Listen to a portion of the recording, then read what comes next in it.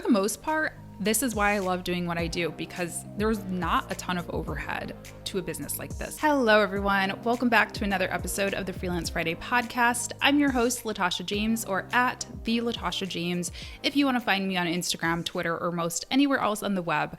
Today, I want to kick today's episode off with an iTunes or Apple Podcast review. This one is from Taylor. They say, it's easy to listen and learn from. Latasha shares quality information, and she clearly knows her stuff. Her down-to-earth delivery makes me feel more eager to learn rather than overwhelmed.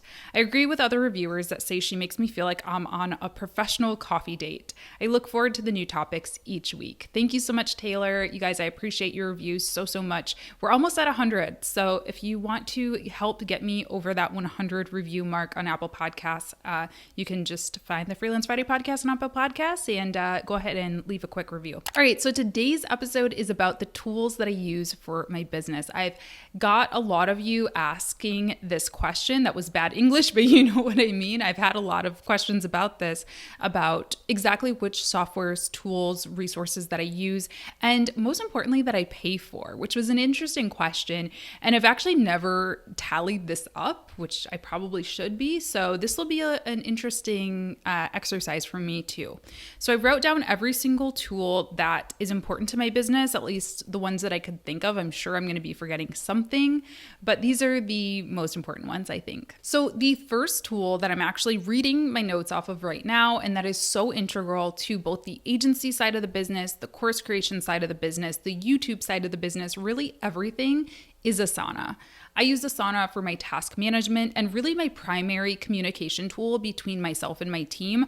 I don't actually use Slack for my team. Obviously, we use emails and things like that. I don't really text my team unless there's an emergency. We're pretty much just communicating through Asana. We're sharing tools back and forth, spreadsheets, documents, downloads, assignments, pretty much everything. And then I also use it for myself to keep myself on track. Like I said, I'm reading off of a content calendar right now. So I have a LJ content calendar is what it's called. And it's basically where I just organize my YouTube content, my podcast content. I write notes about each episode that's coming up. I set due dates for myself. I'll loop in my team if I need help, like if I need help creating a thumbnail, or maybe it's a sponsorship deal. So it's something that we're going to promote on other channels, things like that. So I pay $0 for Asana. I still use the free plan, which is incredible. I highly recommend it if you're just getting started out. But honestly, I don't really have a need to pay for the more expensive version, at least not yet. There are some automations and things like that you can do with the paid version of Asana.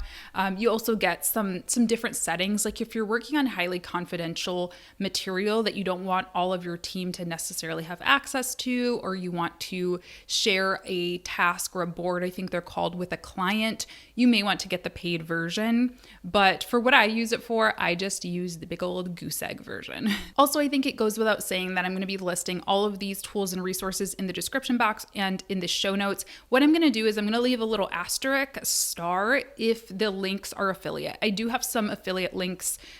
You're not going to pay anything extra if you use those, but I always like to disclose if I do get a little kickback from you using any of these tools. So I'll just mark those with an asterisk. And speaking of that, I do actually have a really awesome offer for you all for this next tool, which is my CRM tool. It's called HoneyBook. I know I've talked about it quite a bit over these past couple of months. I'm just honestly obsessed with it.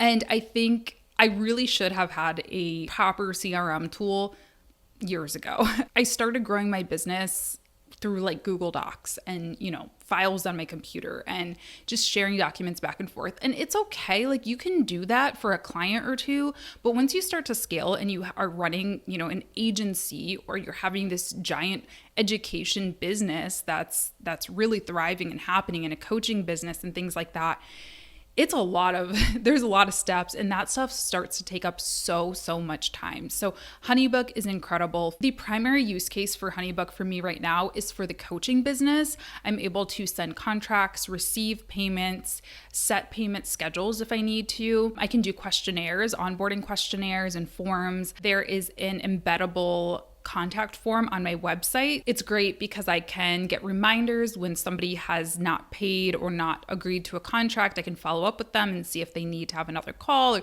there's just so many things that you can do with it. And I'm telling you, the templates are where it's at. I have email templates stored up for pretty much any situation that would come up in my business. So I'm not having to like completely reinvent the wheel every time I get a contact request or an interview request or somebody asking about pricing or, anything else. So that tool is $40 a month. That is what I pay for it. However, I have a $1 a month code or link for you all. It's going to be linked down below. It's $1 a month for the first 8 months. So that means you'll get, basically 8 months for $8 total. So the next set of tools are related to accounting and invoices. So again, HoneyBook, I can send invoices through there. It also does some reporting and stuff like that, which is really helpful because I can see like where all of my leads are coming from, which allows me to determine which areas to scale. So right now, my biggest referrer to my coaching business is YouTube. So that tells me keep making YouTube videos if you want to grow that business. So that's really helpful. Again, that's $40 per month. We already talked about that. Now, the other two that I use are Wave. Wave is, it's a free invoicing tool that you can use. I like it better than PayPal or most of the other free options out there. Now, of course, they do take a small percentage of each payment that you receive, but that's going to be true for any platform. So I'm not really counting that in as something that I pay monthly. It's really easy to use, really user-friendly. I'm pretty sure I've done a video about it. If so, I'll link it somewhere. But yeah, that's a good one. It also hooks up to your bank account so you can start to see, expenses and do a little bit of accounting. It's not super advanced, but it is good, again, if you're just getting started or if you don't have an accountant and you're kind of doing most of your bookkeeping yourself. I also started using a newer tool to my arsenal, which is also free. I did a whole video talking about it. It used to be called Indie. They just changed their name to Found. So it's a business debit card and it does a whole bunch of cool stuff. I'll leave the video down below, but basically when you use it, it automatically categorizes your expenses for you and it allows you to pretty much pay your quarterly taxes with just a couple of clicks on the app. So that's another really nice one. I haven't fully transitioned to Found because what I'm going to do is at the beginning of 2021, I think I'm going to fully transition over. Right now I do have some stuff kind of going through Wave still and it's kind of like a little bit mixed up. So I want to fully transition over to Found in the new year because it's just so easy. The next set of tools are regarding content creation. Google Docs, free. So I create a lot of stuff in Google Docs. If you purchased my social media management toolbox, you will have seen just how many templates and things like that are done right through Google Docs. So I do, welcome kits for my clients. There's a template in the toolbox for that. There's a toolbox for a social plan where you can plan out your spreadsheets and your social posts in a spreadsheet using Google Sheets. Customer service responses, just a Google Doc. So again, if you haven't checked out the toolbox, highly recommend it. I'll leave that down below, of course. But yeah, I use Google Docs for so many things. I believe I actually do pay a little bit for just some additional storage. I think it's like $2 a month or something like that. But I'm just going to say for all intents and purposes, it's free. Canva. I pay $12.95 per month for Canva Pro. And I use Canva for everything. I don't think I need to dwell on this. I think you all know how incredible Canva is. I'm not a designer.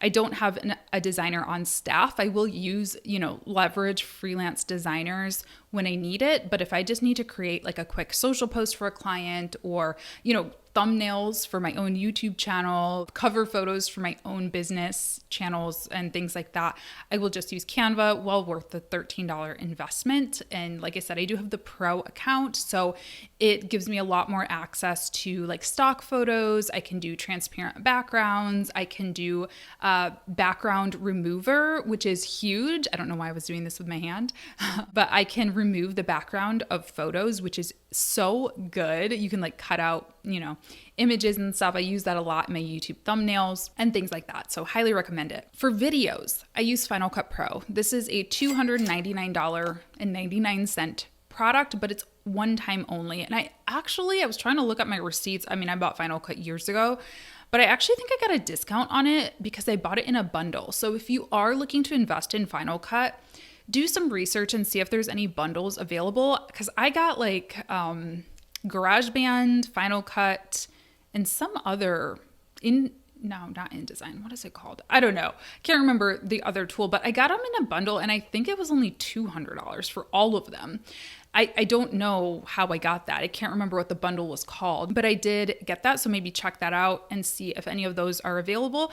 And then I know they also do an education discount, I believe, or at least they used to. So if you are an educator or if you are a student, check into that because you can probably get Final Cut at a little bit of a discount. But either way, $300 one time. I mean, you can use it on as many devices too. So I have it on my iMac. I have it on my laptop as well. So I don't need to pay for, $300 per device. It's like one time and you have that. So that's well worth it. And I mean, my goodness, I use Final Cut for everything. I use Final Cut for my YouTube videos, obviously. I sometimes do edits to my podcast on Final Cut. I edit client videos, if they just want like a quick little social media video, I'll put something together there. I edit my courses in it. So I'll talk a little bit more about what I use to do screen recordings and things like that. But I do all of the cuts in Final Cut, just so many training videos for my team. I mean, so many things. Final Cut is A1. If you're looking for a free option though, iMovie's fine. If you just need to cut videos and you don't need to do a ton of like color correction and graphics and, really cool advanced things, iMovie is totally fine. And I think it's free. Now, I also use a tool called Descript. I actually did a whole walkthrough of how I produce this here video podcast, which I will also link. I'm going to have a lot of links I need to include in this episode, but I talked about exactly what Descript is. Basically, it helps transcribe your episodes and you can cut based on the words. It's super cool. They also just added some screen recording features and more advanced video editing. So I need to really dig into that soon and see if I can eliminate some other things from my workflow using those tools. But it's a great tool. If you're a podcaster, I highly recommend it. Even if you're a social media manager and you want to create snippets of your clients' podcasts or your clients' commercials or social videos, you can create fun snippets and get captions for them, which is super important and super tedious to do on your own. So I actually have that tool free because I am an affiliate for them and they were kind enough to give that to me for free. If you're going to pay for that tool, it's $24 a month. The other content creation tool that I pay for is TubeBuddy. So I actually don't pay for this anymore. You guys, this is a fun little tidbit. If you've never heard of this before, follow AppSumo, follow them on Twitter or, sign up to their newsletter or whatever, because I believe I got TubeBuddy. I got lifetime access to TubeBuddy for $100 or something like that on an AppSumo deal. And so I don't pay for it monthly anymore. I paid for it years ago one time. But if you do want to get TubeBuddy, it's $9 per month. And I do recommend it. I would pay $9 per month if I hadn't gotten that lifetime deal. What TubeBuddy does, and I have a video on this too, but it basically helps me figure out keywords for my YouTube videos / my podcast. It helps me figure out tags and really optimize my videos so they're more searchable, more discoverable on the platform, which is important because we can create as much amazing content as we want, but if people aren't seeing it, if people aren't finding us, what's the point, right? Now, these two I get a lot of questions about. So for my courses, how do you screen record yourself for courses, for training videos, for even YouTube videos? And the answer is one of two tools. I'll use Loom sometimes, although I'm falling out of love with Loom. Loom is great for, you can show yourself as well as the screen, which is a nice little touch. So if I'm doing a training, I don't have to just show the screen. I can actually be on camera too, which is a nice little touch, but it's a Google Chrome extension. And I've been noticing that it's just been really glitchy for me lately. I don't know if that's just me, but I've been having some issues with it. So I haven't been loving that as much. Check it out yourself. See, maybe it's my computer. Maybe they're slow, too much memory is being used or something. I don't know.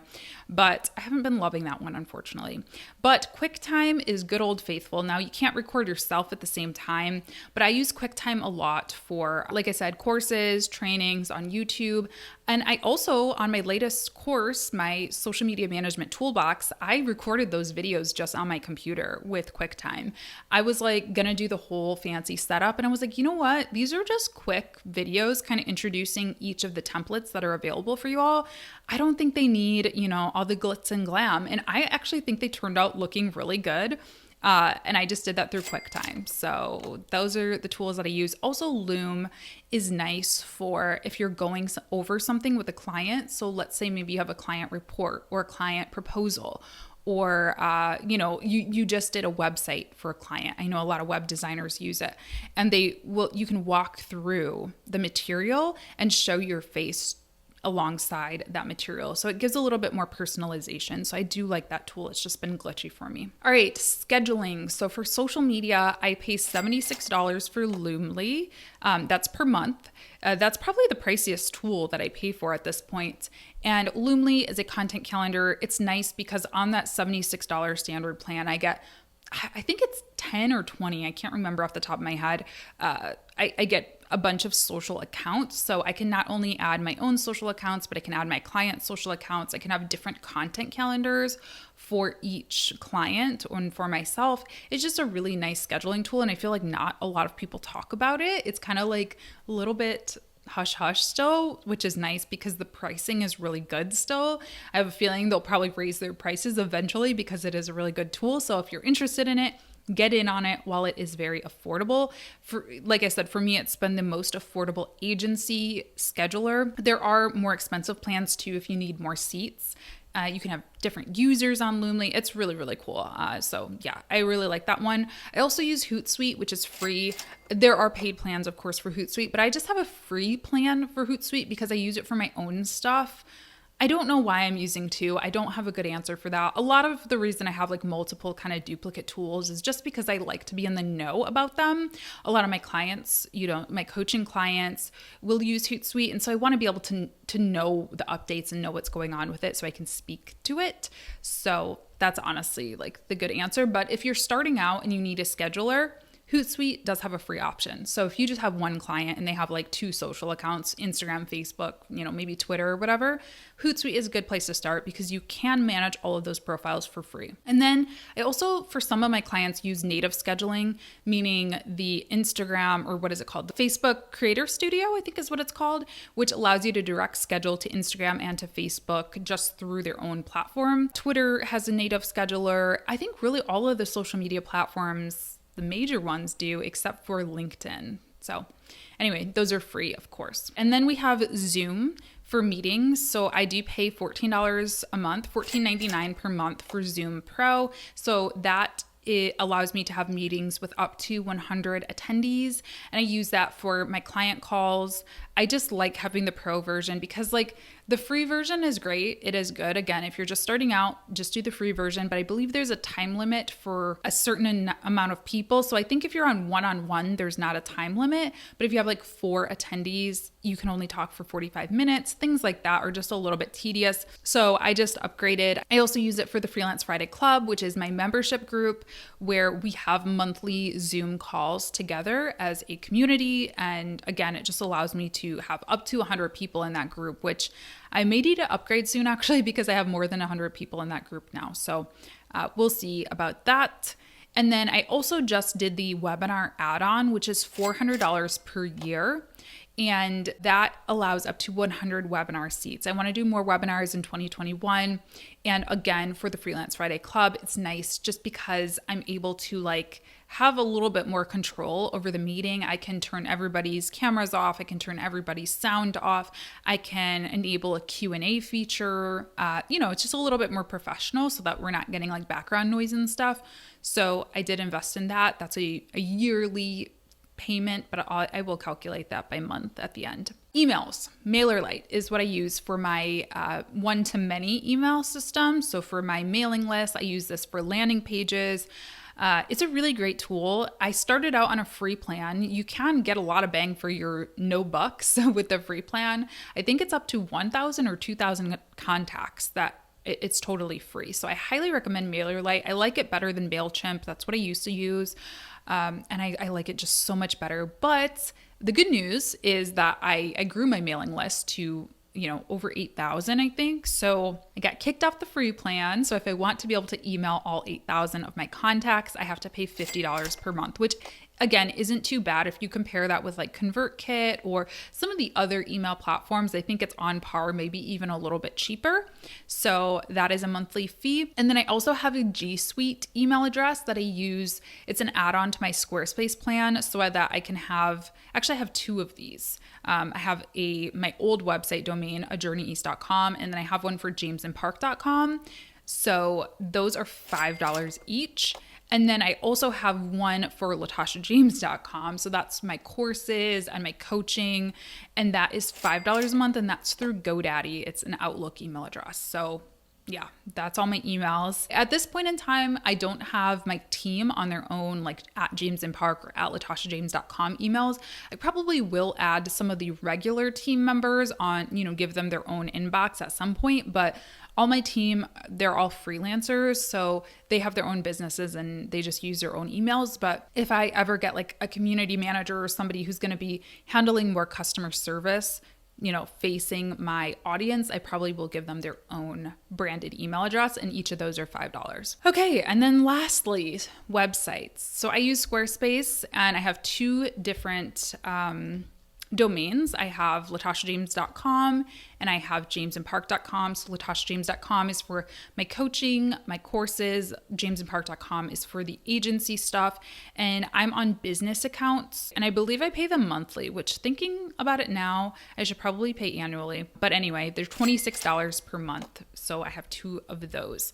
This is something also that I think we should all think about is, as you're going through at the end of the year and doing an audit like this for yourself, or deciding what tools you're going to use, think about paying annually. So like some of these tools I know for sure I'm going to be using for a year, like Squarespace, for example, I'm going to have my websites. So you can save a lot of money if you just pay it all at the beginning of the year or whatever you want to do. So always something to think about. So let me go ahead and do the math on these here, and I will see how much I'm paying per month. So it looks like per month I'm paying $294-ish, give or take. I didn't include like Final Cut because that was an investment I made a long time ago and things like that. So, and I didn't include Descript because I get that for free, and TubeBuddy because again, I paid for that a long time ago. But for the monthly stuff, I paid $294 per month to keep my business running.